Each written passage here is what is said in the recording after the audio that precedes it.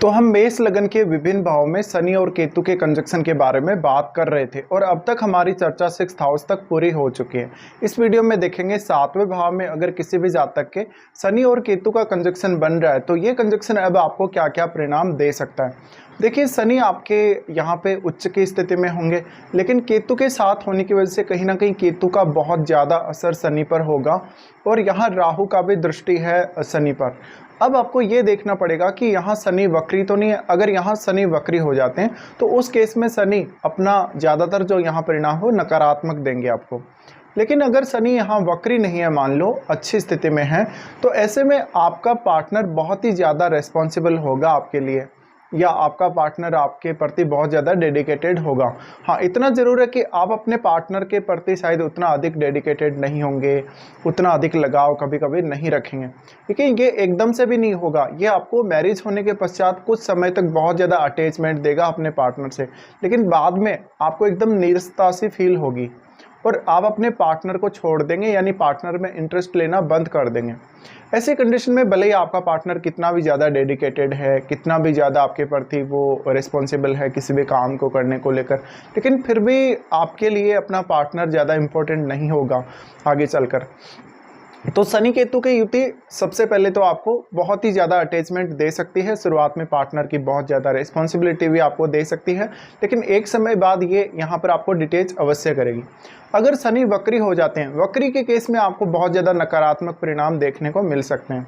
देखिए, वक्री होने के केस में फिर इस बात की भी बहुत अधिक संभावना बनेगी कि आपका जो सेक्सुअल रिलेशनशिप है पार्टनर के साथ वो भी बहुत ज़्यादा खराब होने के चांसेस हैं। हालांकि आपको शुक्र को भी अपने चार्ट में ज़रूर देखना पड़ेगा कि शुक्र आपके चार्ट में कैसी स्थिति में है।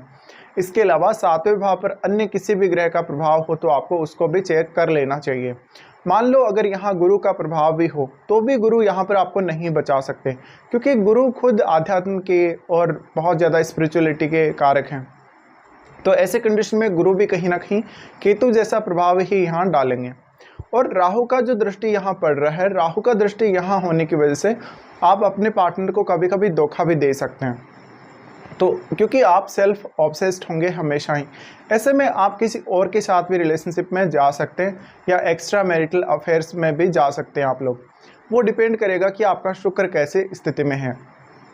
पर अब क्योंकि शनि आपके चार्ट में दो बहुत ही इम्पोर्टेंट भाव, आपके 10th हाउस और 11th हाउस दोनों के स्वामी हैं, तो इन दोनों की वजह से जो आपको अब डिसीजन लेने हैं अपनी लाइफ में कैरियर वगैरह को लेकर या फिर आपके फाइनेंस वगैरह को लेकर, अगर कोई भी बिजनेस कर रहे हो तो बिजनेस वगैरह को लेकर, वो आपके लिए बहुत ज़्यादा डिफ़िकल्ट होने वाले हैं इस केस में। और वो तब और ज़्यादा डिफ़िकल्ट हो जाएंगे जब आपका शनि यहाँ वक्री स्थिति में होगा। इसके साथ साथ यहाँ शनि केतु का युति है तो ये आपके मान सम्मान पे, प्रतिष्ठा पे बहुत ज़्यादा असर डालता है, क्योंकि शनि का यहाँ मजबूत होना बहुत ही ज़्यादा जरूरी है, यानी शनि वक्री नहीं होने चाहिए। और अब केतु साथ होने की वजह से ये केतु एकदम हेडलेस प्लेनेट है। अगर शनि वक्री हो जाते हैं तो उस केस में केतु का प्रभाव बहुत अधिक शनि पर पड़ेगा। इसलिए आपके प्रोफेशन से रिलेटेड डिसीजन, आपके फाइनेंस रिलेटेड डिसीजन या आपका कोई भी अन्य बिजनेस रिलेटेड डिसीजन बहुत ज़्यादा गलत हो सकता है। आप बहुत बार ये तय नहीं कर सकेंगे कि आपको डिसीजन कैसे लेना चाहिए, कैसे सोचना समझना चाहिए, कैसे आपको विचार करना चाहिए। तो इस चीज़ को लेकर आपको काफ़ी ज़्यादा प्रॉब्लम्स का सामना करना पड़ सकता है। दूसरा, आपको आपके पार्टनर को ट्रीट करने को लेकर भी काफ़ी सारे इश्यूज़ रहेंगे। आप अपने पार्टनर को कैसे ट्रीट करें, पार्टनर के साथ एक अच्छी अंडरस्टैंडिंग आप कैसे डेवलप करें, इसको लेकर आपको कोई भी रुचि नहीं रहेगी। तो यहाँ पे ये सब आपको समझना जरूरी है ये कंजक्शन के होते हुए।